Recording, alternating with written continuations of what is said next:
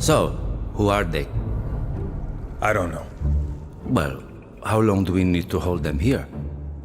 I don't know. So, why are we holding them? Listen, we are officers of the Spanish fleet. We do what Flameheart demands. That was the deal. You know that. You mean the giant head in the sky? Not anymore, he's not. And besides, you know what would happen if we were to disobey. There are many different ways to put someone in a cage. You should just keep going.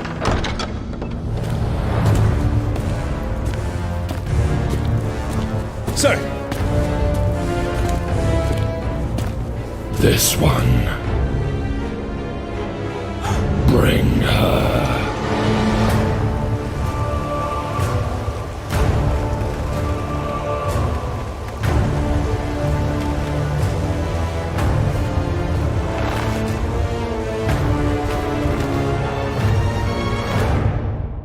Trapped within Flameheart's sea forts, the denizens of Golden Sands were counting on you to rescue them.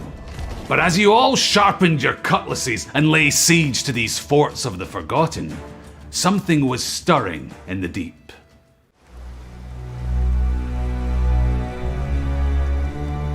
Telling me what does and doesn't exist. I'll show 'em. Those who came before knew better. An ancient power great and terrible. The shrouded ghost. Of course.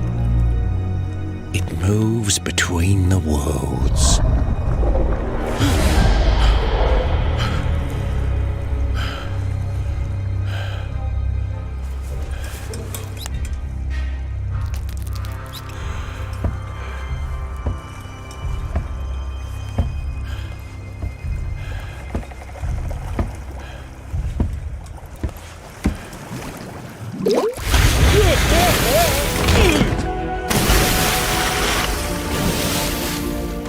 Merrick!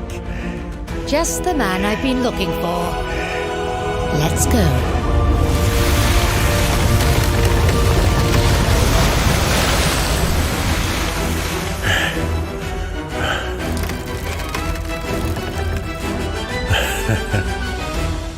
Yes, it was time to go on a meg hunt.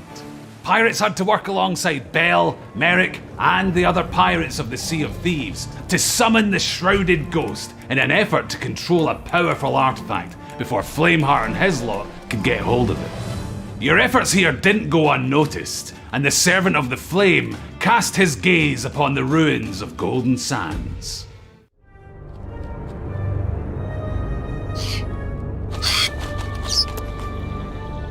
The Reapers might think they've already won, but we'll show them that we don't stand for that sort of nonsense in the Sea of Thieves. We can fight back. We can rebuild Golden Sands. Oh yeah? And who's gonna rebuild it? You? Well, obviously we can't do it alone. We're gonna need every brave and true pirate that calls these seas home. We need to gather as many supplies as we can and bring them here. We'll show the Reapers we don't give up so easily.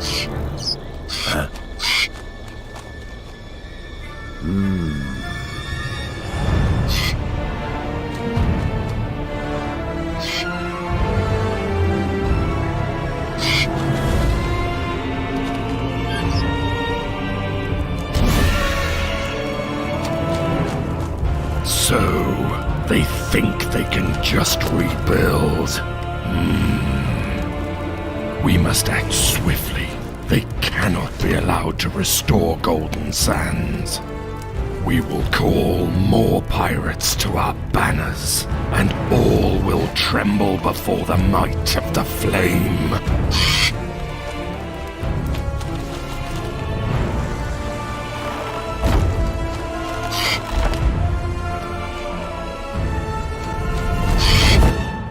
The fate of Golden Sands was now in your hands. You could either secure vital supplies to help Merrick restore the stricken outpost, or you could ally with the Servant of the Flame to ensure that it remained ruined. Golden Sands was of course saved, and the effects of your efforts are now starting to come to fruition. But following his triumph at Golden Sands, the veteran sailor Merrick suddenly and mysteriously disappeared. Even now, my pirate legends sing the stones. An ancient power, great and terrible. There's something I need you to do. Merrick, will you help me? You trusting fool. Your adventures end here.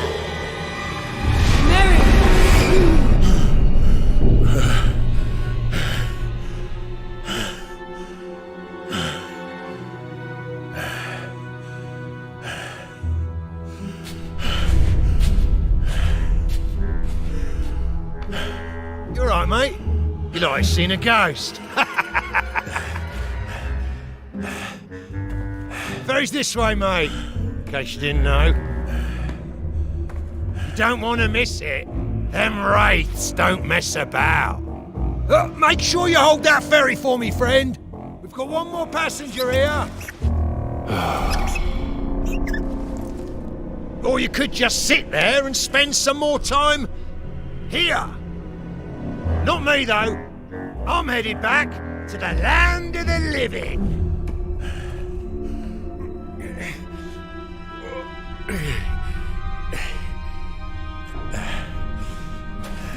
Well, well. It would seem that our friend has delivered, just as we planned. Not so fast, old boy. You're not going anywhere.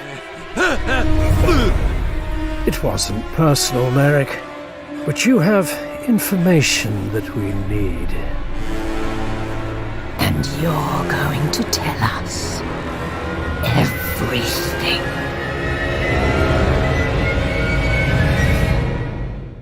Merrick was trapped in the Sea of the Damned, held hostage by the Dark Brethren. It was up to pirates to investigate his disappearance and uncover who was behind this heinous act. Amaranta was unmasked as Merrick's killer, though she escaped to the Sea of the Damned. And so now, with Merrick held captive by the Dark Brethren, how long would it be until they got the information they were looking for?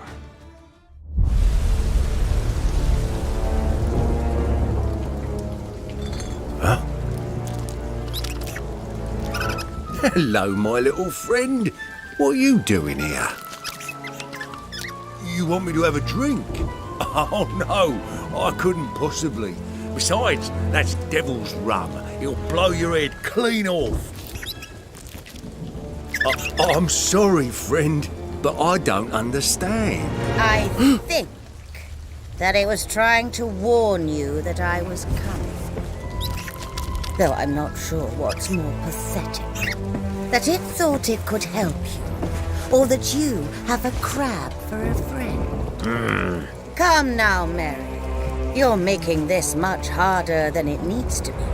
Just tell us what we need to know, and this can all end. I ain't telling you nothing. Is that so?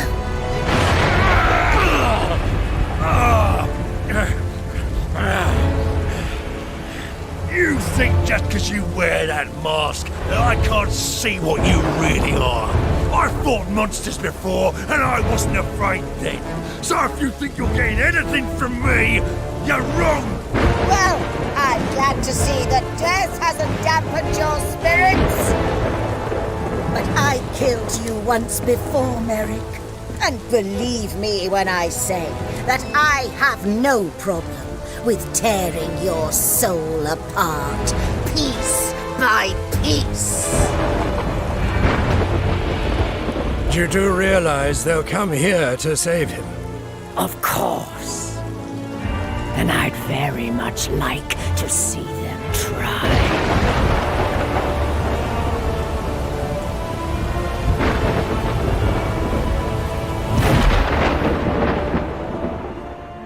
It was time to bring Merrick home. Pirates had to travel to the Sea of the Damned and confront the Dark Brethren.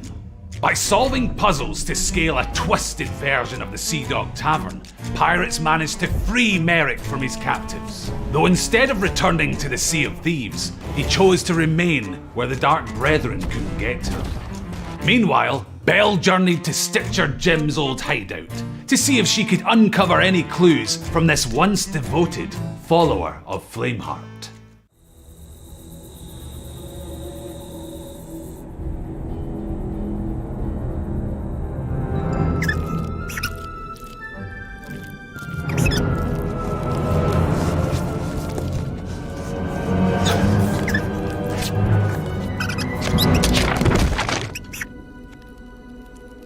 Careful, little one.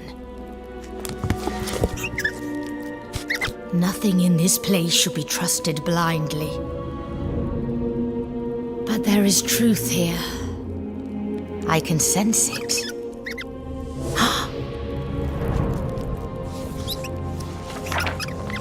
And the time of resurrection shall be foretold by one reborn as the herald of the flame. No.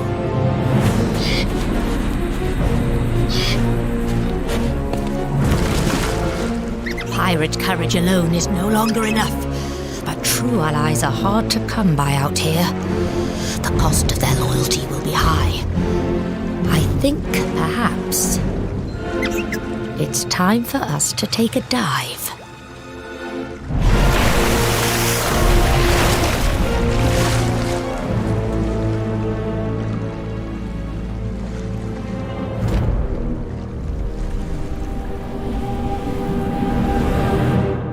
There were powerful secrets to uncover far below the waves in the Sunken Kingdom. Pirates would have to explore the Siren Shrines, recover artifacts, and fight alongside the Ancients. And all the while, in the Devil's Roar, a prophecy was beginning to be fulfilled.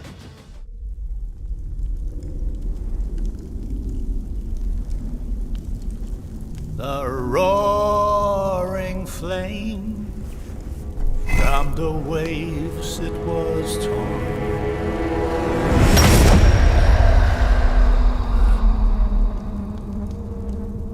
The roaring flame,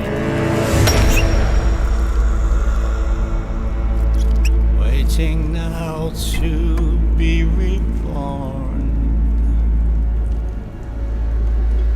And those poor souls who did conspire to seal away his boundless fire shall find themselves upon the pyre.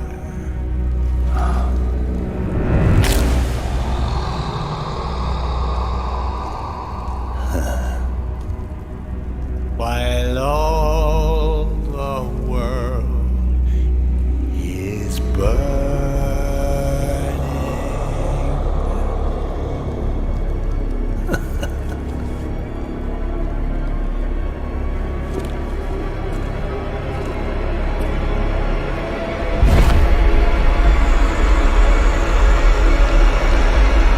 It's time.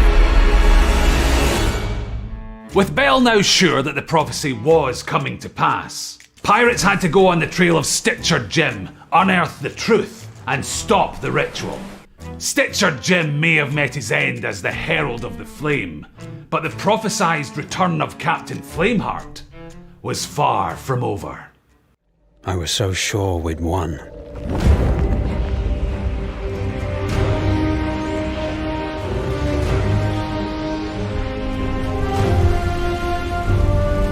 I never imagined the sacrifices some would be willing to make in the name of their king.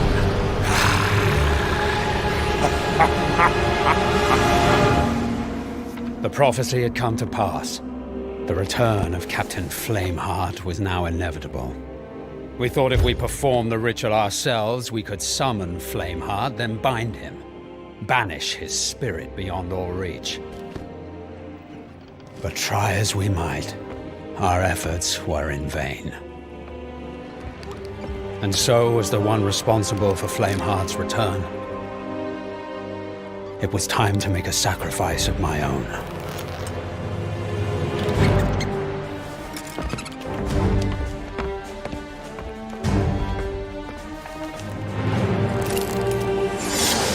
Wait, no!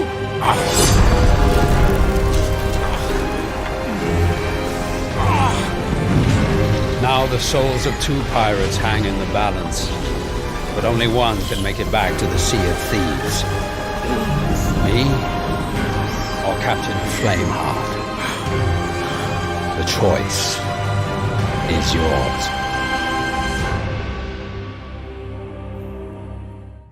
Two souls now hang in the balance, and only one can make it back to the Sea of Thieves.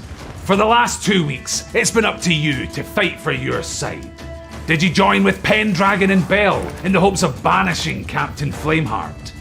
Or did you side with the Servant of the Flame in his efforts to resurrect Flameheart and have him return to take back control of the seas? The choice was yours, and we're almost ready to reveal the results. Whatever the outcome of your efforts, one thing is for sure. The Sea of Thieves will be changed forever.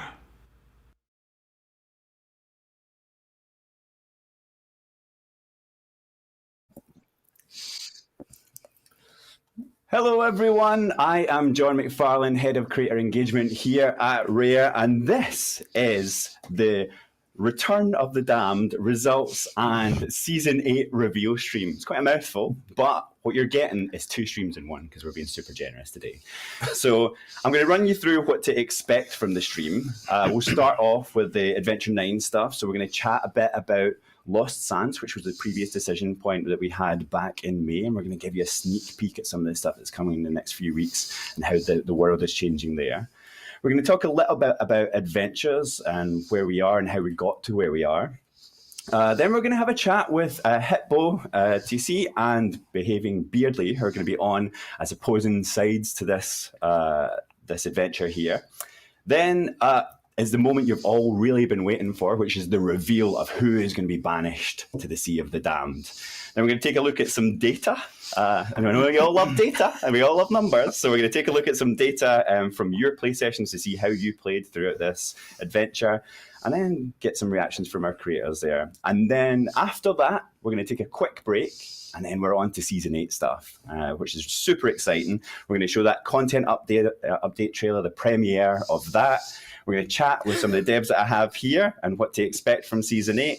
And then welcome Hitbo, TC, and Beardly back onto the stream, and we'll get their reactions. And then we're going to take some of your questions from the chat. So get chatting in there. If you have questions, once you see that content update trailer, use hashtag Season 8. And Joe beside me here is going to be watching that chat as it goes down. You can use Twitch or YouTube or Twitter. And I'll pick them from as many places as I can. As many places as we can. But I'm sure you just saw, if you tuned in before there, we had a video just recapping what was happening between Adventures 1 and 9, showing a catch-up there, if you want to get caught up with all that lore, if you're out of sync with some of the story beats. But right now, we're going to dive straight in, and we're going to meet some of the motley crew that we have on the other side of me here, facing me. So here we have Joe Neat, executive producer. Should I say something? Hello, everyone. Yeah, great to be here. Look, we've got little name tags and everything. Yeah. And then they go off the screen. It's really cool. Oh, I didn't time it more. And we've got Mike Chapman, creative director. Hello. And I'm also joined by Andy Preston, senior designer. And we've got on my side here Joe Clifford, who is a senior community manager. Hello. Oh, you can't see me there, but no. I did a wave at everything, and there was no cut. You're very happy, yeah. So, without any further ado, we're going to jump straight into Golden Sands. So that was the last decision point. I know why everyone tuned in to reveal about this one, but we're going to go back a little because there's been a lot of stuff happening there. So that was back in May, and the community had to choose either whether to save Golden Sands or ruin Golden Sands, and much to the dismay of Joe, we chose to save it. The chagrin. We did triumph and Golden Sands was saved. So, Mike, what has this meant for how the world has changed moving forward? What is the decision point, mate? What is changing? Are we talking about Lost Sands now? Lost Sands. For Lost Sands specifically. So, again, that was all about, Merrick being the hero, stepping in to save a beloved location. I mean, Golden Sands is, speaks to a lot of our players in the community. It's one of their favourite outposts. But this was really a battle between, I guess, the forces of good in the Sea of Thieves, represented by Pirate Lord and by extension Merrick and Bell. And then, of course, our ultimate bad guy, which is Captain Flameheart, but really centering that battle around this beloved location, this this pirate paradise in the Sea of Thieves. So it's really about this battle for this territory of this location. It's really thrown me off, by the way. I might just embrace it.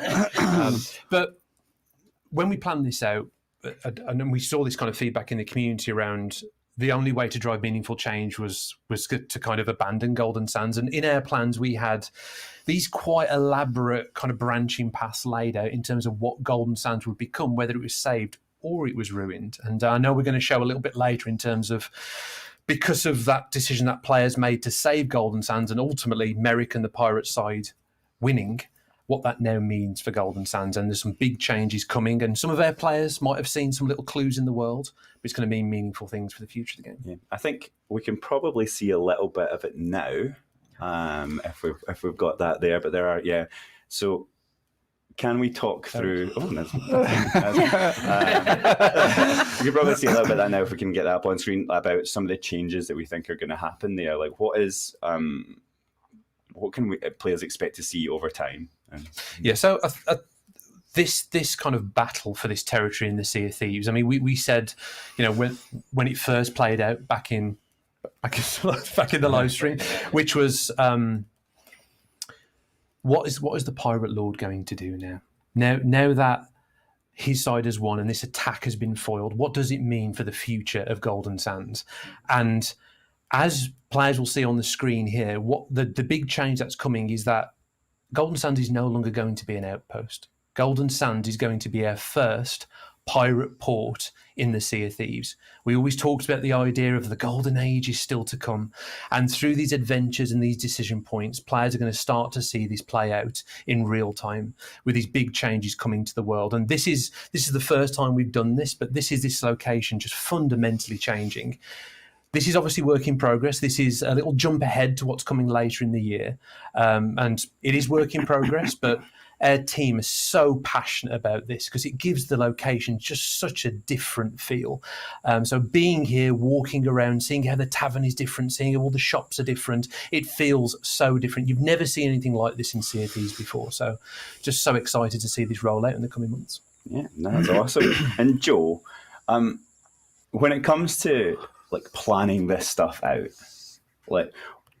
what is the difference between, we went into this, right? Not as Mike was saying, there's a kind of difference between us just having predetermined outcomes, because we're not going to build both sides of this, right? So how do we think about scheduling that into how we work?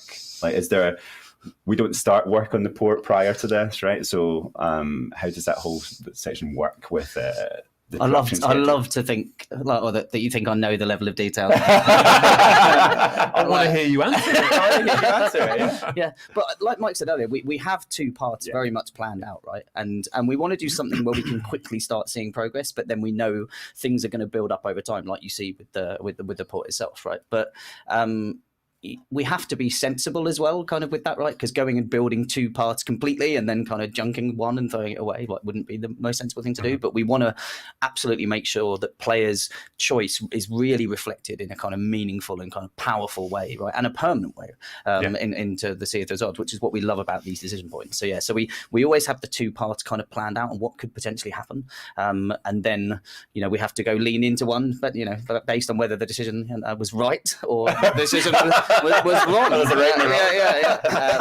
You know, but it's really cool to be able to do that, right? It's so exciting to have that opportunity and to listen and to not know, right? To have to plan. It's really unique. It's something we haven't done before.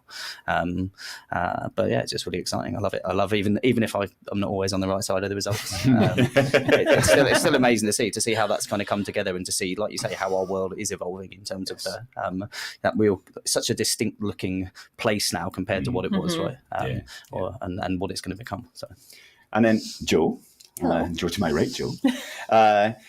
What have we seen around the kind of what's been popping up in the community? Some of that community sentiment around Golden Sands and the changes that are there so far. They noticed it instantly when it went in, and you can see the chatter bubbling up and then brewing as it spreads throughout. And they're all like, I'm going to Golden Sands now, I'm going to go and have a little look. And the theories of what's coming, because up until this point, it's only been a little bit of wall over here and a little bit of something over here. And they're now seeing the consequences of that choice that they made, and they're really running with it. And I've just seen chat absolutely having a moment as they can see where we're going with it. They're absolutely having a nice little hype moment over it. But they love these decision points and they really grasp onto them. We saw when we announced Return of the Damned that they all wanted to choose their side right away. They were all choosing their faction right away. And they all want to show their allegiance in the game of who they're going to side with. Yeah, that's what I'm talking about. Return of the Damned. I think that's a kind of good segue into some of the questions we can go from here, because I think kind of setting the expectations of the type of changes and the scale of changes we expect from that, and obviously the time scale that those are on. Joe, can you tell, first of all, like we'll kind of slightly reset in that if people are joining in here, Return of the Damned is the first thing they're seeing, they've joined in for the decision points adventure. Like, why did we choose to do adventures? Now that we've kind of like 9 adventures in, are they working exactly as we expected? Why did we choose to do them? Yeah, so, obviously we switched to seasons, I think, the year before, right? And we had that kind of regular release of seasons where we wanted to evolve the game, bring in new mechanics, bring in kind of new features and just new ways to play within Sea of Thieves. And we really saw opportunities within that to give people regular kind of cool things to do, basically, in the kind of interim between seasons, but also really leaning into the growing lore and the growing story kind of within our world and that world changing and evolving. And so allowing players to kind of be a part of that and to see that kind of happen and see it play out, but also then to be able to influence that at the certain points with the decisions, like just felt like a really cool way to kind of a really cool thing to layer in on top of what we were already doing as part of Sea of Thieves. And not obviously as we go through this, there's loads we can learn, and we're always learning. We're always looking at feedback on every adventure, whether it's how we're implementing them or what the kind of different types and styles are of gameplay and the story and everything. Right, all of those kind of things we take a lot of lessons from. And we had a big session a couple of weeks ago where we were kind of lots of post-its on a board, right, and going through all of the different perspectives. And that will kind of fold into almost like the next phase of adventures of how we go and kind of continue to iterate and grow. Yeah, and that actually leans very good into my next question for you, Mike, which is some of those learnings, if we apply them directly to the kind of decision points, what we saw with Lost Sands versus what we're doing with Return of the Damned, I mean, they're very different. Yeah. There's a lot of learnings there. Can you talk us through some of the learnings, basically, from Lost Sands? Yeah, well, I think that, as Joe was saying there, the story kind of comes first, and then we think about what's the right gameplay to suit that story. That goes for the adventures and also the decision point adventures. And I think looking at Lost Sands, looking at feedback, looking at how players engage with that, I think the big thing was ensuring that the gameplay felt equal on both sides. Where with Lost Sands, for some players, it might have felt a little bit kind of like asynchronous in terms of like how it was balanced. And we tried to avoid that as much as possible. But when it came to the adventure everyone's been playing, Return of the Damned, it felt like setting it around that territory control, where it's literally 2 sides and they're equal. And it's really just clear in terms of what you need to do, whether you're playing for the Reapers or whether you're playing for Bell and the Pirate Lord. That was probably the big takeaway from it. And I think that's probably a big thing that you'll see apply to future decision points. Yeah. And why do you think this decision point in terms of lore is so important? I think, well, quickly going back to Lost Sands, I think the idea of fighting for a physical place within the world that means so much for our players, especially for players that have been with us for so long, where those streets are well trodden, exploring that outpost, it means so much to people. So that made a lot of sense. But for the next one, I mean, we teased earlier in the year it was going to be a big decision for players to make. And I think that's because you really cut into the heart of good versus evil in the Sea of Thieves, or these different visions for the pirate's life. You know, the pirate lord believes in honour amongst crew, and that being how you should adventure in this world, where Flameheart just wants power. He wants to be the king of the Sea of Thieves. Flameheart is also a character that's been in our lore since that very first Tales from the Sea of Thieves lore book. So a lot of our storytelling, Flameheart's involvement in the Shores of Gold, the Heart of Fire Tall Tale, and obviously the Seabone Soul where Flameheart was released, we've been building to this for a long time. Is Flameheart going to come back in that skeletal form? Is he going to take that mantle and fight for himself, being the king of the Sea of Thieves? And I think putting this decision in the player's hand made so much sense to us, because everything in our lore has really been building to this moment. So it's pretty exciting. So talking about that, can we go around the table here and get alignments from people? I think we've already seen some of the things here, but so Andy?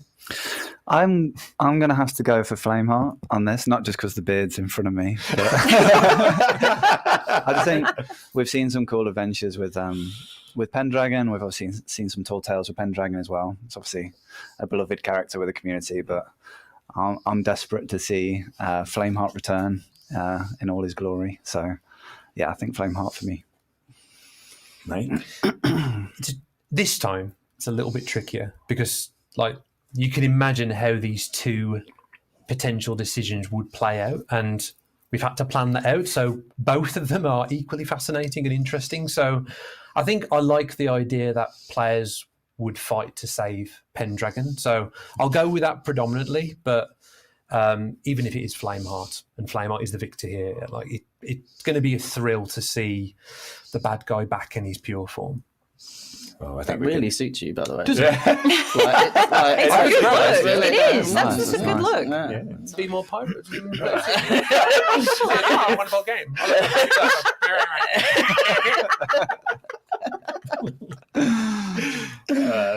I'm now Team Pendragon after that, but if that's only how he spoke. But yes, but I know I'm Flameheart as well, just because he has better one-liners, and he's a bit more annoying. Which is, I like to think I embody Captain Flameheart as part of the studio, with that in mind. It's the next decision point, me or Joe. You decide who gets dumped in the And Joe? Like Mike, I struggled with this one a little bit because I'm a Reaper at heart through playstyle, but Pendragon's just been with us through so much that I went for Sword and Stash. Nice. I'm definitely Flameheart. Yeah. I just want to watch the world burn. It's chaotic. Yeah, if that's yeah. Basically. Team Joe, that's what John is. Team Joe. Well, we've got folks from around the table here, but we did promise we were going to get Hitbo and Beardley, because part of our the campaigns that we see on our thing here is that we are. Oh, sorry. I get distracted by that thing. It looks so cool. I can see it on my left here. It's so shiny. Yeah, part of the campaigns that we see across our social media are driven by our partners. And so we chose two partners from the community who would embody each side. So we have Hitbo TC representing the side of Pendragon, and we have the evil Captain Flameheart represented by behaving Beardley here as well. So I think I've always wanted to do this kind of news type thing. I think we have them on the line here. Going live now too. Look at the transition. That's nice. Hello. Let the flame burn. You guys. Hey. They're gonna animate. Oh. Yeah. Oh, I think we're meant to. There we go. Ahoy. Ahoy! What is up? I've got Hitbo all the way from the US of A, and we've got Beardley all the way from the deep south of the UK. Deep south? Aye. The north, my friend. Deep Yorkshire. Baby. He's the north. Yeah, he's the north. It's been wonderful, He's guys. south of Scotland, John. He's gone. He's out. He's Pendragon. That's like cat like that. He's definitely in the north. Sorry, it's the Beards. I got you mixed up with Beard again. He's in the south. Oh, amazing! Why did I say that? I know. Just kept quiet. Pull the plug. Well, I could have easily been an inside thought. Wrong beard, bro. So, just forgetting that ever happened, we'll move straight on to the questions here. Hippo, I have got one for you. Hit me with it. Really, obviously. Like, why Pendragon? I like Team Chaos, and I like Team Funny and memes. So for me, I actually thought it would be more hilarious if Team Pendragon won. It was a real simple answer for me, because it would be like this scene from Indiana Jones, where that sword guy comes out and then Indy just shoots the guy. Like, we've had this really big buildup for Flameheart, and then he just dies. I think would be really funny. So, I think it'd be hilarious. That's it summarized for me. Love it. And the same question goes straight across to you, Beardly, or Beard again. Who has it again? What's happening, homie? 2 balls and a dream. Yeah, look, I'll stick with Beard again. It's fine. It's weird because I've got the same argument, which is I'm Team Chaos. For me, it's not about picking a side. It's about maintaining chaos. It's about maintaining power struggles, a lack of authority, a lack of control, which is obviously the most profitable time for pirates. And we are pirates. And what is a pirate if they have nothing to fight for? And also, like, I love Penny D. I actually struggled with this. I struggled with this decision for a split second. That speech in Tall Tale 5 is one of my highlights of Sea of Thieves history. But at the end of the day, I'm sick of Pendragon sticking his shiny sword where it doesn't belong, messing things up, having to clean it up for him, only for him to make matters worse. I think it's about time we banished him to the Sea of the Damned and maybe opened a slot for a new Captain of the Damned. Maybe Eli Slate could take his place. I don't know. But to wrap it up, the Reapers have better cosmetics. So it's always about the fashion. And then, Beardly, how do you, like, judging by your community and what you're seeing online, how do you feel your side is doing? Well, we've won. Is it? No, I mean, look, honest. From I think this is the thing, and this was the thing with the Golden Sands. From a content creator perspective, it's always funnier and a lot more fun to go where the content is, to watch the world burn, destroy Golden Sands. But we are basically the tip of the iceberg. The wider community were so far behind saving Golden Sands that we got blindsided. But I'm quietly confident that's not going to happen this time. Quietly confident. Yes. And Hippo, do you really think this is going to be redemption for Pendragon? Like, if he gets this, if he wins here, do you think he'll get redemption? Do you think he's going to be worthy of the Sea of Thieves? No, he's gonna mess it up again. He going. Are we going to abandon Pendragon just because he messes up like 8 times in a row? I mean, maybe. Yes. I don't know. He'll probably mess it up again. But I'm on that side of it for sure. We should remove his sword. Give him no ability to ruin anything else. But, at least give the guy a chance to redeem himself, and then take the sword. Like banish him with, I don't know, to Bell or something. Like just make him like have Bell take Pendragon away, and just like have him go get into tavern somewhere at the Pirate Legend hideout. Love it. So while you have an open mic here, do you have anything you want to ask the folks at the table here in regards to adventures? Do you have a question? Anything that's burning? I mean, one thing that I'd love to ask is that kind of comment that I just brought up, which just came to me now, is if Pendragon got banished, would Bell be looking for a potential new assistant? And could we come in? Eli Slate, for me, is the most underused and amazing character in Sea of Thieves. This is the guy that took on Grey Marrow single-handedly. I'd love to see him come and fight the cause against Flameheart. I thought you were putting in your own application. Yeah. I thought that's where you were going with that. Is there a potential slot here for The only question I would have, but go ahead and answer that one. Sorry, I didn't realize. I'm so excited to answer the question. Okay, go ahead. My bad. That's just like Pendragon, messing it up. Too Okay, far sorry. from the truth there.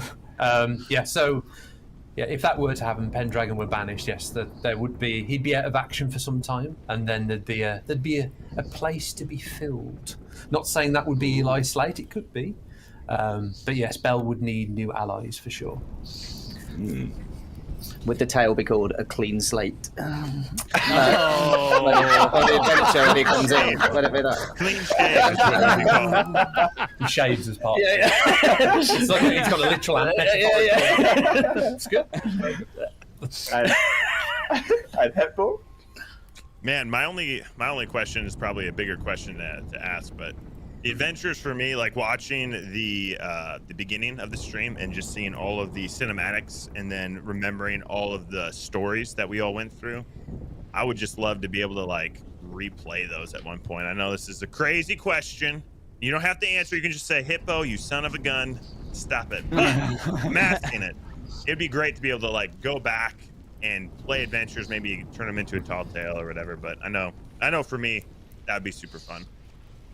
No, that's a great question, and that's one we've discussed on the team quite a lot. I think like the last 9 adventures have really been about, obviously we want to tell that evolving, unfolding story every month, but how we've told that story and the type of gameplay scenarios we've highlighted have deliberately been very different across those 9 adventures. Sometimes they feel very much like a tall tale, Forsaken Hunter, Herald of the Flame. There's definitely ones that feel closer to a tall tale, but there's also adventures that feel more about showcasing some great sandbox gameplay, probably most recently with the territory controls of Adventure 9. That's us deliberately trying to strike the right balance in terms of what an adventure can be. Like that unfolding narrative is something that we believe in, but like how we couple that in terms of going forwards is something that we're kind of looking at and reviewing. I would say never say never, but I'm saying that knowing what plans we've got for the future and where the story's going to go next. So I think we hear the feedback. We've discussed it internally. No calls yet. There's definitely been some major moments, like you say, that feel like an important part of Sea of Thieves history. So yeah, never say never. Maybe that could happen. Yeah, cool. Specifically that Shrouded Deep one. Holy cow! Seeing that play again, it's like. Also, I think that's a great example of just a cool set piece, right? Like bringing players together and having that set piece of the ship, like battling this awesome sea creature. I think that could come back in several ways as part of a new story with an interesting twist on it as well. Sweet. No, thank you so much for joining us, guys. And we'll end the torment for both of you there. You just got to disappear.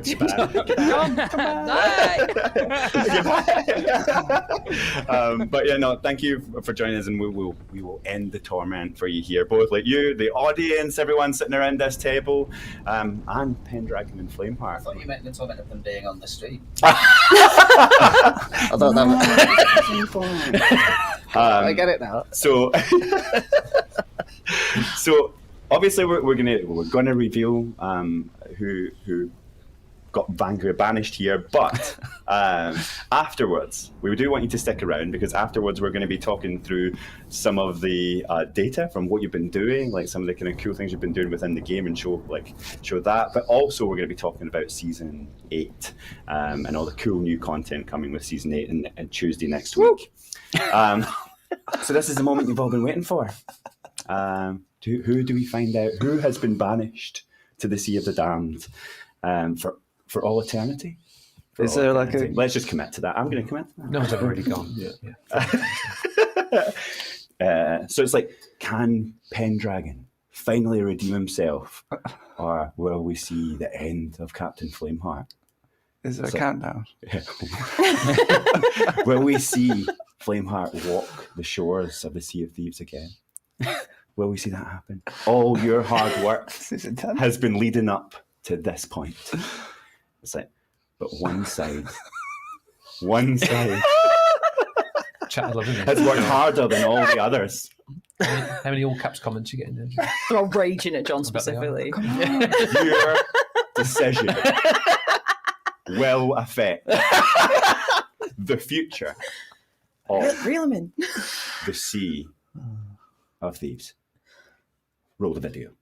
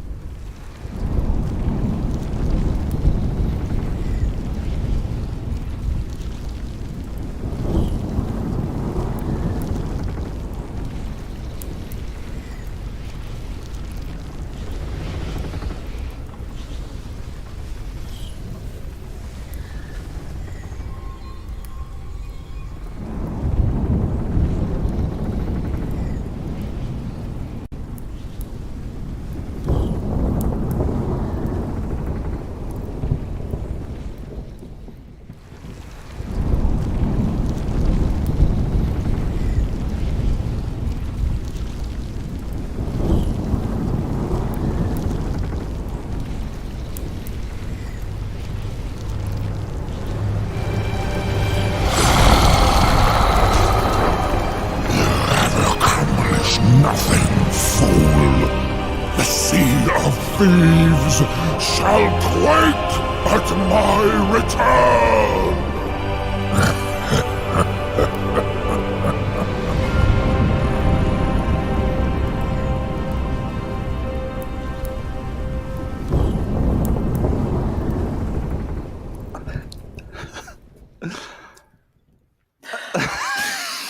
So there we have it.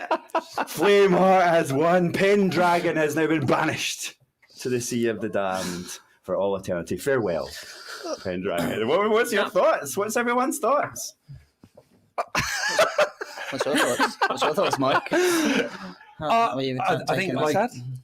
I'm not sad. I'm excited. I think Pendragon, one of my favourite characters. I think I totally agree with Behaving Beardly there in terms of like the impact of that character and all those emotional moments. But I think Sea of Thieves getting back Captain Flameheart in his true form is a pretty exciting prospect. So I'm happy with that. Andy? Very exciting. Love that video as well, the anticipation on that. The build for that. But no, yeah, quietly relieved and yeah, excited for the future. Yeah. And Joe? I was impressed with your level of trolling. Then straight into that. And then again, that was like... I did forget it was 40 seconds. Maybe we should put my minute that as I was saying it. But...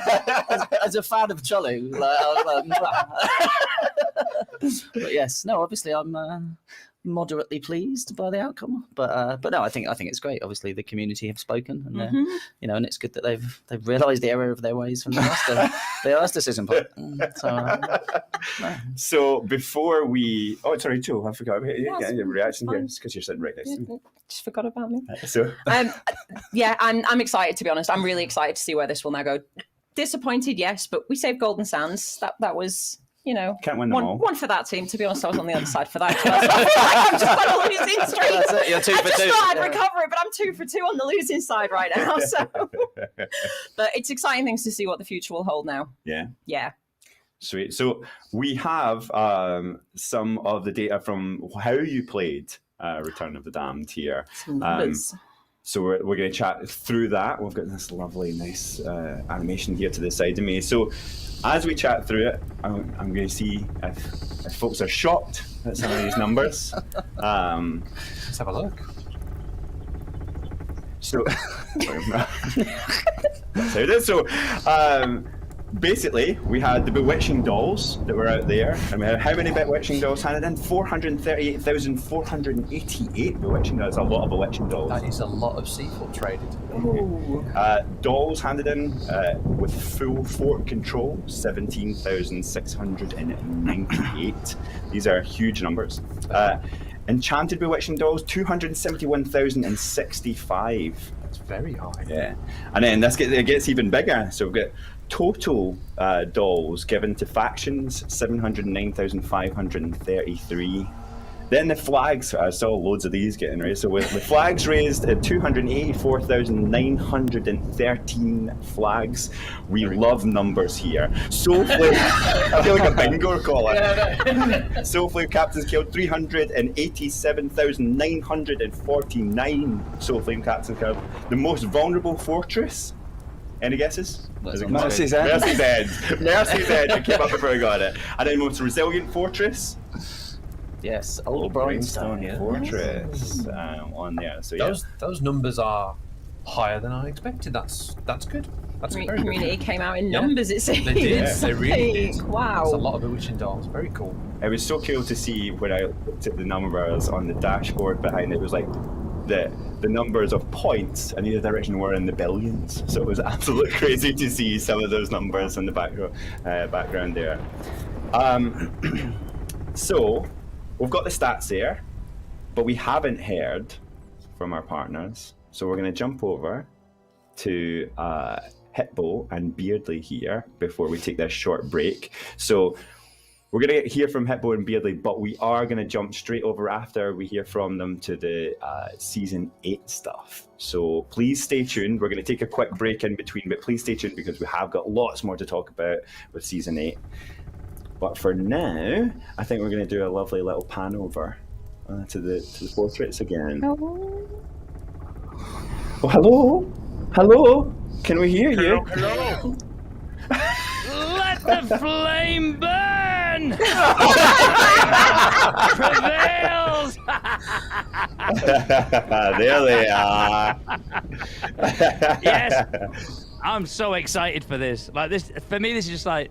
I'm sorry, Hitbo. I'm sorry. I mean, Hitbo didn't even care. He just wanted carnage. I just thought it would be funny to say that I wasn't surprised, though. I'll be honest with you. I sailed the seas the last 2 weeks. I saw a lot of red lightsabers in the sky. I knew it was coming.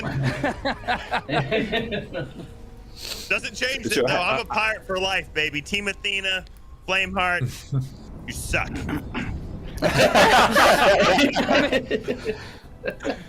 This is coming from Hitbo, who doesn't realise there's more than just Athena chests in this game, but we'll brush past that. Hey, as far as I can tell, there's not. I think we calculated I've stolen over 3,000 by this point. I'm just saying. Oh, wow. Wow. All right, boys. Stay in your portraits. I love it. Honestly, so what are your kind of final thoughts on this? And I know you're going to send us out here. I'm just excited for the opportunity to see what's going to happen, having an actual physical fight against Flameheart. I mean, I'm fingers crossed that we get like a sword fight, like an actual sword fight against Flameheart, because I think, you know, sword combat is quintessential to a pirate experience. Yep, there you go, Sword Lords for life. But no, I would love to have I'm just excited to fight Flameheart. I'm just excited to see what happens on a lore perspective. And is the warrior ancient going to come into this as well? And what's going to happen there with that? I'm super excited to see all these clash. To be honest. Yeah, I'm with you on that one. I think this will be great. I think fighting Flameheart again will be great. over the years, we've had a really big build-up for this moment. I still think it would be kind of hilarious if he just got banished right out of. Like before he even, got a chance, he's just gone. All right, Flameheart, see ya. But I'm excited. Overall, Sea of Thieves has an incredible lore and a deep story to it, and so I think for that, I've always been a fan of that, and I'm pretty excited to see where it goes. So it was a win-win either way. Funnier one way, but it's fine. It's just fine. You win some, you learn some. You know what I mean? On top of that, and the excitement of this, though, I'm more excited to see what's coming up now with the Season 8 trailer and what's coming up next. That was me trying to pass over to Hitbo. Hitbo, take my... Listen, I'll be honest, I don't know how to respond. I'm very excited for Season 8, okay? Season 8 is going to be amazing. I cannot wait. Hit us with that trailer. I'm going to shut up and just smack us with it. We want it. Everyone wants it. Stay tuned, folks. Season 8 reveal coming up next. Masterfully done. Beautifully done. Cut, bro, cut! Cut the video!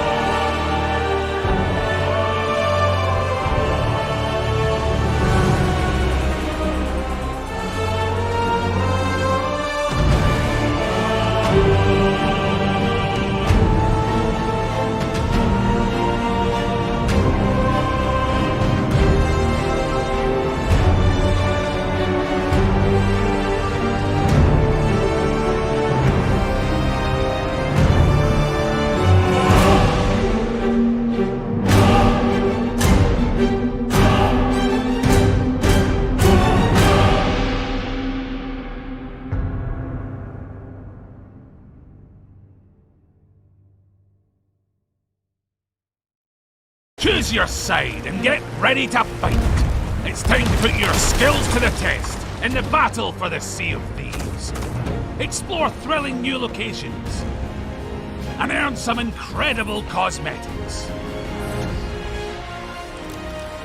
So load the cannons and sharpen your cutlass as we explore the depths of Sea of Thieves Season 8.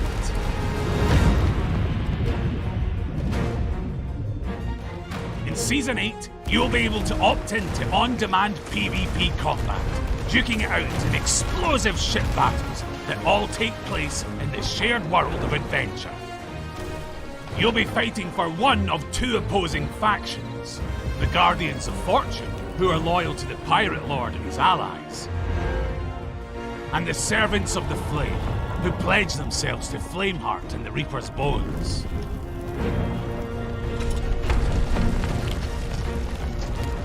Crews who join either faction can choose to represent them while either going about their normal pirate business, or actively hunting and sinking ships of the opposing faction.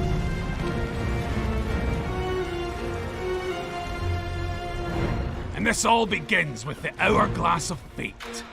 Found on the captain's table of each ship, you and your crew can use it to choose which faction you wish to fight for. Though be warned, by voting to represent a faction, a crew is effectively marking themselves as ready and willing to engage in PvP combat.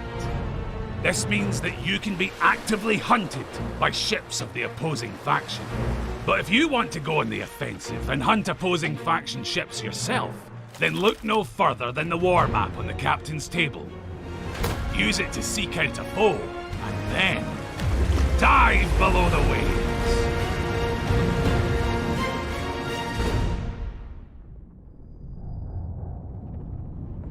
As you glide through the murky waters far below, you'll scour the seas for a worthy match.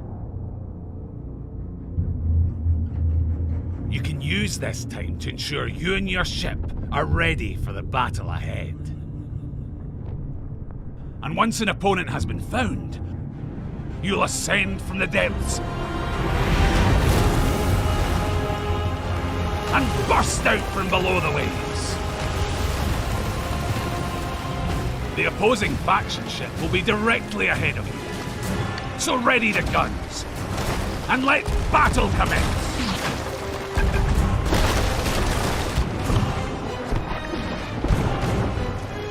Both you and your foe will be placed within a designated battle area, which is visible on your ship's map. If you stray out of bounds, the Hourglass of Fate will start to become unstable, and you'll see a warning urging you to return to the fight. If you continue to leave the area, your hourglass will be destroyed, sinking your ship, and your opponent will be declared victorious. Winning battles by sinking opposing faction ships will reward you in several ways. Each successful battle will make your Hourglass of Fate more valuable, so the more ships you can sink, the more gold you receive when you vote to leave the battle at an outpost. You'll also earn allegiance. This represents the deeds you've done on behalf of either faction, similar to the experience you earn for the trading companies.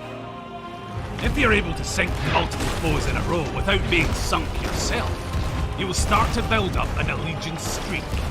As the streak gets larger, so too does the allegiance you'll earn from your victories. Reaching an allegiance streak of 4 will mark you as a faction champion, and your position will be displayed on the map table for all to see. Defeating a faction champion earns you slightly more allegiance and a lot more hourglass value than would normally be awarded. So you can expect to find courageous crews heading your way to try their hand at sending you to the ferry.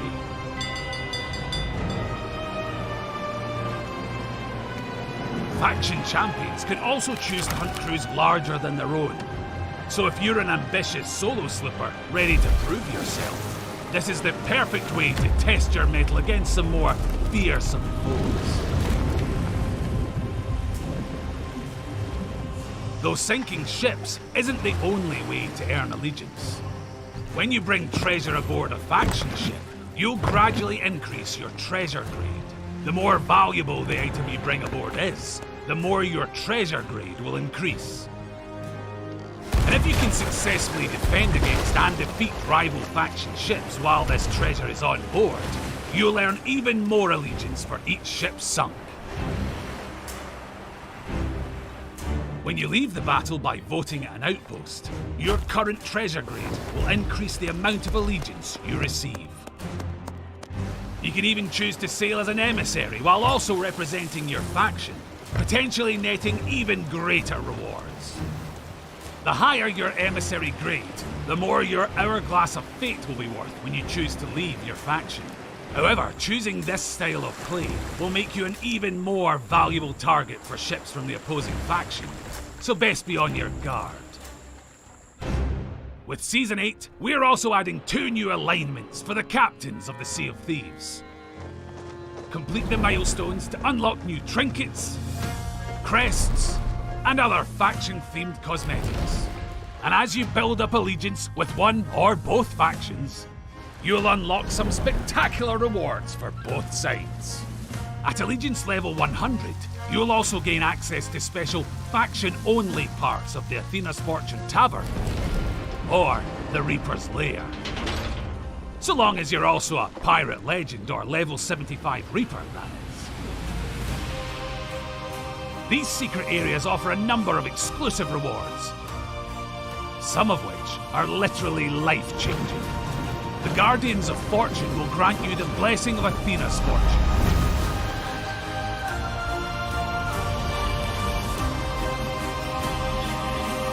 allowing you to take on the look of the various apparitions found within the Sea of Thieves. And if you travel into the Reaper's Lair, far below the Reaper's hideout, you can take part in a ritual to transform your soft, fleshy body into something altogether less alive. And prove once and for all that you were indeed big-boned. Explore the Reaper's Lair further, and you'll find new characters to interact with, including the Bonesmith, who'll allow you to customize your new style with the various bits and bobs befitting a scornful skeletal crew.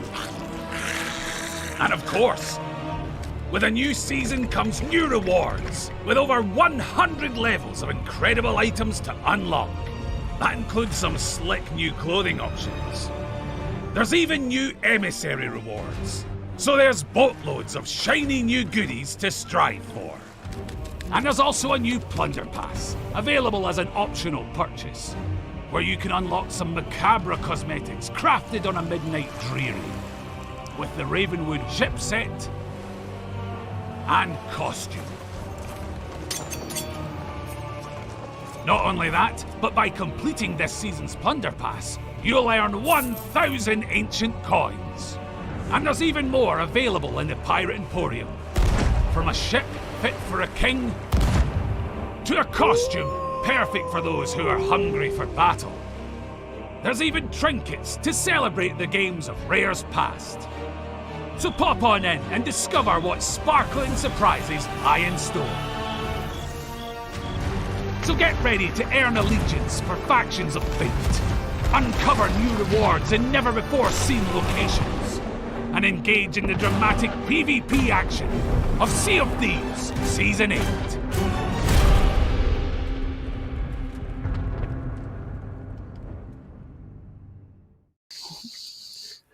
So there we have it, folks. Season 8 and all of its PvP glory. That was my best John McMurtry impression. It's pretty good. So I hope you enjoyed what we just saw.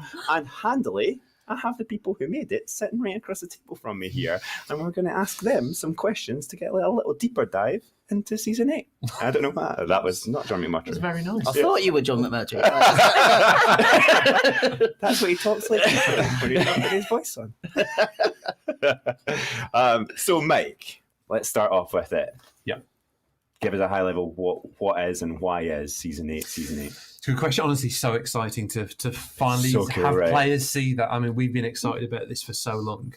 But obviously, Sea of Thieves is a huge game. There's so many different types of play styles. And, we've been building out the world, making it richer, giving players new things to do.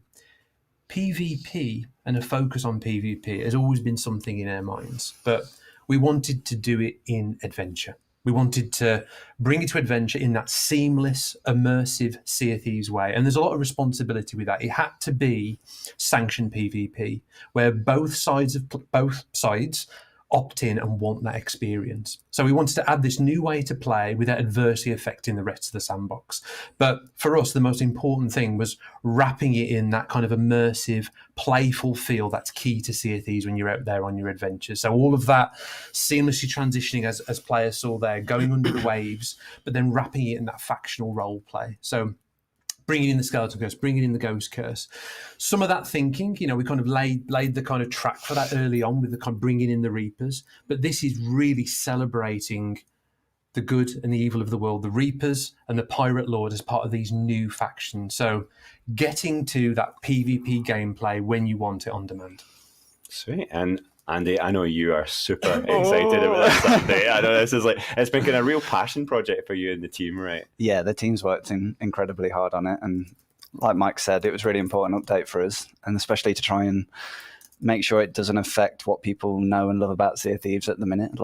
We didn't want players to kind of jump into Season 8 and everything's kind of changed and all of that's affected. We wanted players to be able to play the game as they've always loved, but also have this new opportunity to opt in and do PvP on demand against other crews. So yeah, huge push from the team. We've also worked very closely with our partner program and our insiders as well on this. Got them in very early after we kind of done the initial conception for the kind of design vision for Season 8. And then they've been a huge help for us to try and figure out the best version of the implementation. So we've had a lot of feedback from them that we've factored into this to this update to try and make it as good for players as possible. It must have been really difficult to balance all that, right? It was, and there's a lot of hidden challenges as well. But we've done a bunch of different stuff here. Specific, I don't know if you want to go into the details of this yet. So some of the early feedback that we got from our partners was around, obviously if you're partaking in PvP, it's high octane. There's streaks as that players are kind of earning as they do back-to-back ship fights. So it's going to be a very kind of intense experience, and we were very keen to make sure that after that experience had finished, we have a clear winner and a clear loser, and the losing crew actually gets migrated away from that sandbox session. So the winners get to stay in that sandbox, and they get to enjoy the rewards, get to repair their ship, get to go and restock for more resources before they dive into another fight or do any kind of traditional world event. And the losing team sees their ship sinking, and they migrate away onto a different server so that we can kind of ensure that they can have this battle, say GG, and then ultimately move away and kind of be unaffected from each other going forward. And what do you call it internally, Andy? Well, we pitched it as the loser tunnel. I did promise myself I'd never say that. But if Sea of Thieves was going to have a game over screen, that's it. When you play in the arcade, you lose and you get the little game over screen, and then you move away. Yeah. You'll basically move into a new server. You'll spawn on an island facing your ship, and then you can reboard your ship. The Hourglass of Fate is just there waiting for you on the ship, so you can get straight back into a faction, dive immediately, and go back for more chaos. But I like the way that you've kind of approached that, with you're acknowledging kind of that fight is over, and now we're going to separate you and kind of send you to kind of apart from each other. I think it's really good. We were considering not doing that, but then the winner's position, they're kind of frail after they've won. They've expended all those resources. Their ship's going to be in a bad state. Their position is known in the world, and if that crew is to just respawn in that world, they know exactly where they are. They can come straight back for them. And it didn't really feel like you'd won the fight. It just felt like you get into this kind of attrition. So that was a really important thing. That was something that came from discussing earlier with the partners. The battle bounds was something that came from our insider program. Again, we didn't have them planned. And we saw, crews running away and trying to, flee from combat. And that's where the battle bounds come from, so that we kind of have this kill or be killed state for the two teams, and one team wins and the other one loses. This is like a bonus question while I'm thinking of it here, but was there a particular feature or thing that you were developing that you were like, oh, I really kind of don't know how we're going to solve this. And then you went, I had that kind of realization moment. That you were like, oh, this is cool. This is how it works. Like, I think like the surfacing was something that was kind of like this idea, and it was like, man, wouldn't it be cool if you dived like the skeleton ships? And that's how you got into combat. And then like, you know, we were talking about having this underwater tunnel. So whilst you're matchmaking and trying to find this crew, and you know, we do all skill-based matchmaking inside that underwater tunnel as well to try and get you an opponent of the same ship size on an opposite faction that's around the same kind of skill rating as you. But like that emerge moment was an early idea, and it took a lot of effort to try and bring that to reality. Like Chloe did some incredible music, Guillaume did some incredible sound effects.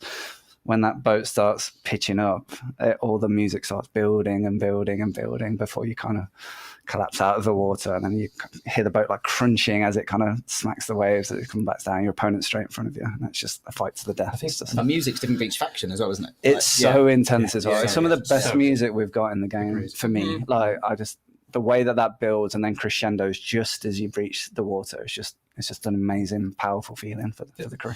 The thing that I think the team's so proud of is just that it's that great new way to play, you know, great core gameplay, get into the gameplay that you want. If you want to get into these exciting PvP battles, you can do that. But it's got all of that storytelling and all of that immersion, like diving, being on your ship under the water, catching sight of the Kraken, seeing megalodons swimming past. It makes the world feel so rich. And I think from a gameplay perspective as well, that the moment I realised this was going to be so special was playing it. And this is not something you typically feel in Sea of Thieves, but that feeling of one more go. You know, this is such a great short session experience where you can come straight into the game. Everybody's got access to the hourglass right from when they start the game. They've got the war map. You can run down the jetty, board your ship, dive below the waves, and then you're going to get into a ship battle. You know, it could play anywhere from 5 to maybe 15 minutes on average. But then, do you stay in the world? Do you go take on that skeleton fort, or go do something else, or do you just dive again straight away? So that feeling of just one more go, like getting into that track and building up your streak, it feels so good to play, but it's not at the expense of that immersive sandbox. Like if you don't want PvP, it's not going to affect you. And it's going to be really interesting to see how this ripples throughout the sandbox. And for people who want PvP, they've now got this great outlet. I'm sure we'll still see emergent PvP battles, and we're kind of catering for that. I'm sure we can talk about that with the championships and all that great gameplay. But it just connects you to the gameplay you want when you want it. And talking about we have the kind of gameplay and we've talked about the mechanics, but we always love to like wrap our stuff in lore, and there's some heavy, amazing lore based stuff in this update, right? So Mike and Andy, will pass between you. Like, where do you want to start? I'll just start with I mean, it's no kind of accident in terms of what adventure's just gone live and what the kind of the story and the wrapping is for Season 8. We knew that we were going to bring this battle in between the Reapers and between the Pirate Lord. So this decision point that we've just seen play out with the adventure is absolutely key to this. You've now got this idea of belonging to a faction and picking a side.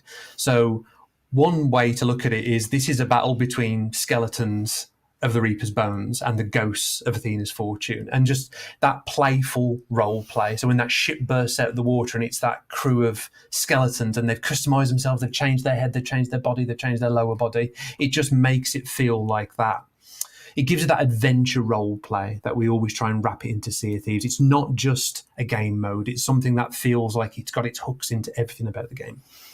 We've gone like really deep on the kind of new environments that we've built as well as part of that lore building. We kind of have these faction hideouts now, expansion to the Athena's Fortune hideout that already exists. There's like this new entrance that you can kind of get access to once you've got enough allegiance with the Pirate Lord and the Guardians of Fortune, and that's this big expansion with these kind of beautiful cutscenes where you get to meet our most beloved characters face to face to receive those new curses. And then we've also kind of expanded the Reaper's Lair, the Reaper's Hideout, by adding the Reaper's Lair underneath it, so players will be able to have that kind of pirate legend moment, all fresh again, get to go deep into the belly of this new island and get to explore its kind of many vestiges of power. It's very, very exciting. And there's a bunch of new characters down there as well, right? There is. I mean, I don't want to spoil it too much in terms of there was a little glimpse that you got of the scenes that when you receive these curse or this blessing, but of part of that faction. But I think they're some of the best kind of narrative moments that we've ever added. It's such a payoff to shake hands with a pirate lord or to receive that skeleton curse.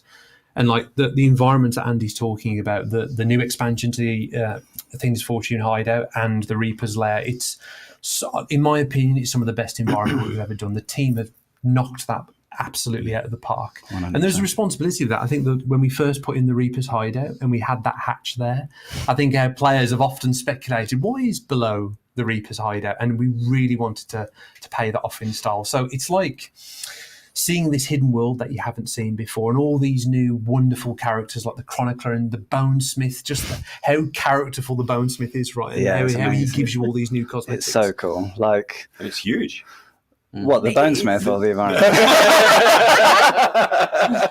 Yeah, no, it is. The environment is huge, and like, again, a bunch of that was shown on the trailer, and like when players get to, pledge their allegiance to Flameheart and the Servants of the Flame, they'll get to explore it for themselves. But yeah, the Bonesmith's a new character that will be part of the Reaper's Lair, and that character will unlock all of the kind of customization for the Skeleton Curse. So we really wanted to kind of push the Skeleton Curse and not only offer a new curse, but offer ways for players to kind of customize their appearance when that curse is equipped. So when you unlock the Skeleton Curse and, the flesh burns off your skin and you become part of that faction for real, you can, unlock new heads for your skeleton appearance, new torsos, new lower bodies. You can even change like the bone color of your appearance as well. So there's a bunch of new kind of customization and permutations of how these crews are going to look together on the seas. It's very, very cool. You can tell we're very proud. Yeah. No, but this update has got a bit of everything. I think, doing PvP justice in adventure was something that we wanted to do. We wanted to do it in style. I think it's got some great environment work, some of the best rewards we've ever done. Our players have often asked for that Skeleton Curse, but doing it as part of these factions with all that role play as part of this great new kind of core way to play felt like the right thing to do. And the buzz in the studio for this, we're all so excited and can't wait to see what people think later on. Yeah, absolutely. And Joe, I know we've kind of touched on this, but what do you think it means for the sandbox in general? Yeah, so just before I hit that, I just wanted to say as well, I wanted to kind of chip in on kind of what the folks were saying here of the amount of work that has gone into this across so many different parts of the team, the complexity involved in this, right, in building this kind of this matchmaking to new servers and with the skill-based stuff as well, like all of the complexity that's gone into this and the visuals, the audio, the gameplay, it has been an immense undertaking and, like you say, a passion project. But I think kudos to everyone involved at Rare, that has managed to kind of deliver this basically. I think they've just done an amazing job, right? And I think it's going to blow people away when it comes out. And thanks to the partners and the insiders and everyone that helped us kind of craft this too, because it's just something that I think everyone should be incredibly proud of. So I just wanted to say that because I think it really matters. I think it's just it's been so much love and energy poured into this. So what was the question? Something about how does it change the sandbox? How does it ripple out, as Mike said? Yeah. So, well, I think that's the fascinating thing, right? Because yes, for people that are opting into this, the kind of you are ultimately you're going and you want some PvP, right? You want this kind of action, but the fact that it's taking place in the shared world means that other players can kind of see it going on, right? You can get your little crowd, you can get your little audience kind of kind of watching on, or even people can sail in and kind of engage with this, right? Because it's in the shared world. And so I just think the fact that we've brought this experience and it's into Sea of Thieves, it's into what already exists as a sandbox, means there's still going to be loads of that unexpected kind of nature and things that can happen as part of this. So there's still going to be really interesting stories, really interesting moments that happen as part of this, which is just, again, just what is special and testament what Sea of Thieves is and how smoothly this has been integrated into it. And I'm fascinated, first of all, to see how many people are going to go and get hundreds of wins in a row, right? Who's going to have the world record? But how's that going to go backwards and forwards? But then, what other stories are we going to see as part of this coming in, right? Like, I just think it's again, just masterfully integrated as always into what Sea of Thieves is. So I'm interested to if see he does say so himself. Yeah, I was praising you guys. No, but honestly, I'll join in. No, but I think like Andy's been a fantastic champion for this update. I know you believed in this, right? You've been so passionate about all of this, but across the team, there's so many people to name. I mean, like Andy Finch's team, the environment team, the audio team, Guillaume, Kate, everyone's put so much love into services this. and matchmaking. Exactly. And like everybody. You feel the buzz on the team, right? Yeah. I saw like Glenn tweeting today, just so passionate about all this work that's been done, because I think because it has got a bit of everything in it. It's pulled everything across the team. It's that new way to play, which pulls in services, it brings in new architecture, but then all the rapping, all the environment art, all the music. Like this update has kind of like refreshed the idea. This team is at the top of its game, and like I think we should be so proud of everyone that's worked on this update. So can't wait to see it go live and see what people think. Absolutely. When you said that about emergent moments, I'm just waiting for the first person who is tucked on a ship that they don't know has opted in. But that's it, right? That is it. Like, that's it. It's just like all of the things you can't even imagine happening, right? It's like it's just going to be great. So. And just to finish before we go over to our lovely portraits again and see Hippo and Beardley, Andrew, you know this subject better than anyone.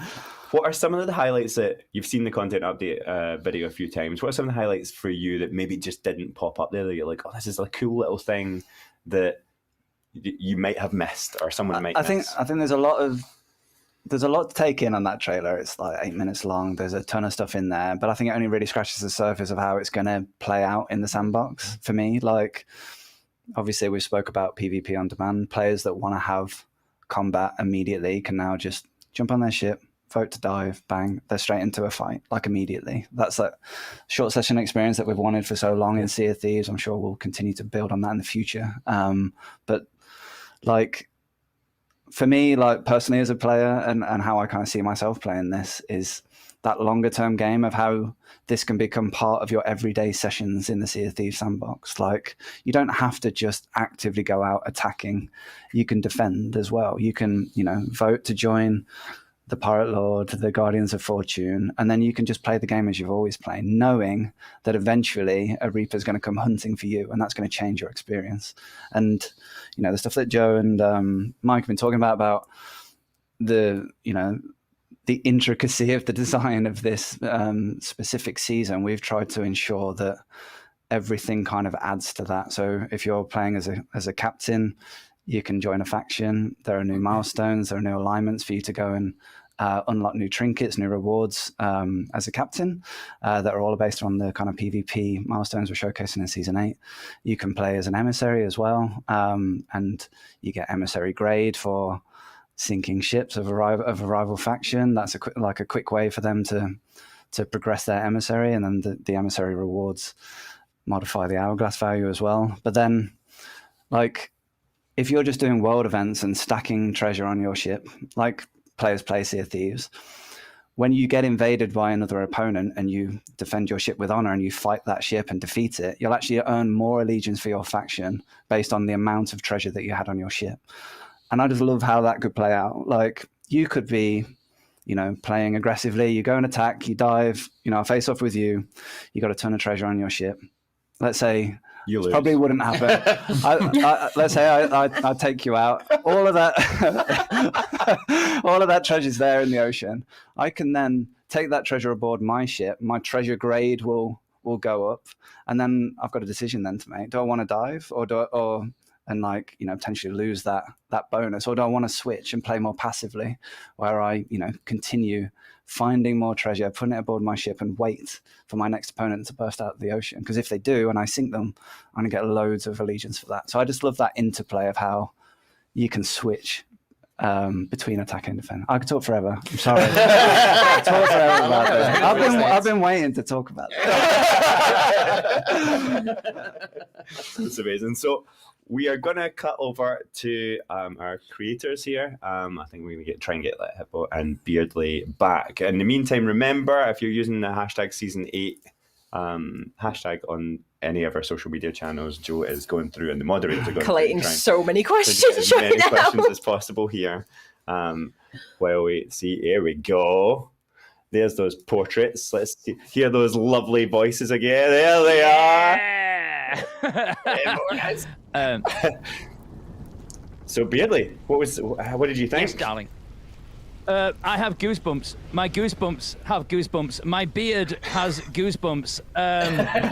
No, honestly, I think this is gonna. I'm not just trying to like blow smoke. This is gonna be one of those moments, one of those pivot. Well, it's gonna be the pivotal moment of Sea of Thieves. We're gonna look back on this and see it as the greatest update in Sea of Thieves history. I am literally shook. I am not joking. That's Holy amazing to sweet mother of the whale. This is the update we've wanted forever. We did it. You guys did it. This looks amazing. It looks absolutely just incredible. Going beneath the waves and popping out. Hey, Reapers, you can't run anymore. That's all I'm going to say. There's bounds, okay? There's a bound. Your ship will blow up. I'm actually excited as a native tucker. I'm interested to see if I could tuck on a ship that had treasure on the defense, and that like an enemy. Say I'm, Team Athena, Rock, yeah, Athena. I'm tucking on a boat that's a servant of flame, getting treasure to defend, and then they get into a battle. I'm pretty sure logically, I think I could just screw them over. I think in that moment I could screw them over.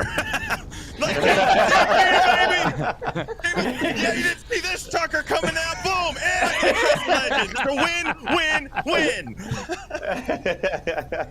I love it. And Beardley, what about yourself? What kind of content are you thinking about when you're thinking about this update? Well, I'm already planning. I'm thinking. I love my challenges. I want to do like forget 4 sinks. I want to go 100 sinks without being sunk. This game is all about flexing. It's all about flexing cosmetics. It's all about flexing titles.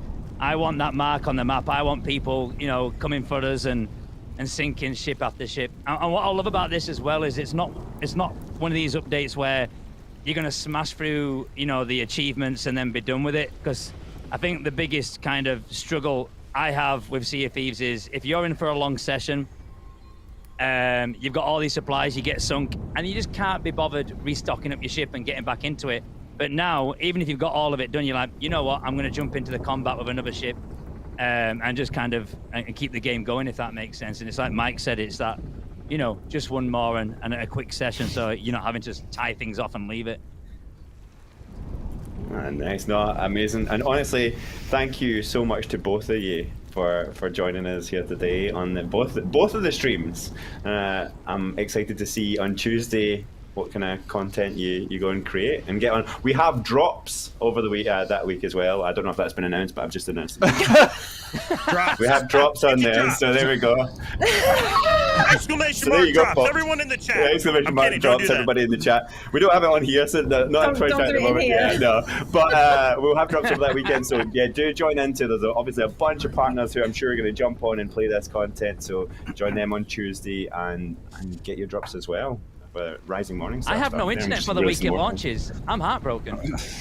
Oh, you have to do it on cloud, whatever it is. Yeah, I'll see how that goes playing on my mobile. Oh, such a brilliant. Just go to your local coffee shop. Stream it, baby. Yeah, so you can jump on there. You can jump on your phone. We'll see how that goes. See how many wins you can get in a row on that. Yeah, see how many streaks you can get on that. That's a challenge. There's the real challenge. No controller, touch screen. Let's go. If you get one, that'll be incredible. Honestly, it'll go down in history. Honestly, then, no, thank you very much, guys. I appreciate you taking the time to join us. No, we appreciate you guys. Thank you. Much love, we'll see you all on the seas. Thanks so much. Bye. Bye, guys. Awesome. And now we are over to you, Joe. You are handling this from now on. Take the reins. So many community questions coming in. So the wonderful moderators have been compiling them across Twitch, social, Discord, and wherever else they can see questions coming in for season 8. One of the biggest ones that we are seeing a lot is, can we get a little bit more details on the curse? Can you unlock both of them? Can I wear cosmetics with the Skelly curse? Can I change if I can only choose one of them? So people are just looking for a little bit more clarity about it, because it's Skelly curse, isn't it? Finally. So yeah, like players, it's not a permanent choice to choose and align yourself to a faction. It's something that can be done each session, and even if you sync within a session, you automatically leave your faction when you sync, so you can get on your ship and choose to fight for the opposing faction if you want. So we wanted players to be able to freely earn allegiance for the Guardians of Fortune, earn allegiance for the Servants of the Flame, be able to progress both at their own rate, however they want to choose that, jump in between the two factions and ultimately be able to unlock both curses. So that's totally something that players can do.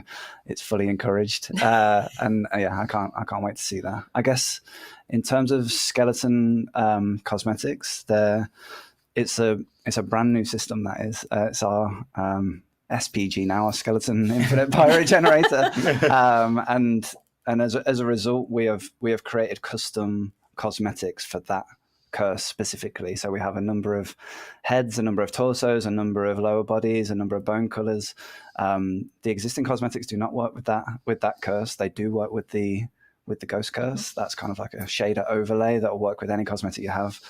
But we really wanted to push the cosmetics right with the skeletons, and that's something completely new that we're doing, and we wanted to have as much free license as we could to create really interesting combinations of different head, torsos, lower bodies, etc. So yeah, I can't remember the third question. So it's like a new customization tree almost for the skeleton, isn't Absolutely. it? Like you have with the kind of clothing cosmetics exactly. for when you're not cursed as the skeleton, right? Yes. Yeah. But like I said, the advantage is they're really pushed. Yeah. So I think they're so good as well. They're amazing. When Davy Jones' ship comes out of the waves, and how different that crew looks, and how fantastical they look. The cool thing is that you can mix and match them. There's some great looks. So different heads, different upper bodies, different lower bodies, different bone colours, like Andy said. So you're still going to have a lot of uniqueness across players. And over time, obviously, we'll add more cosmetics there. But there's an awesome range. There you go, chat.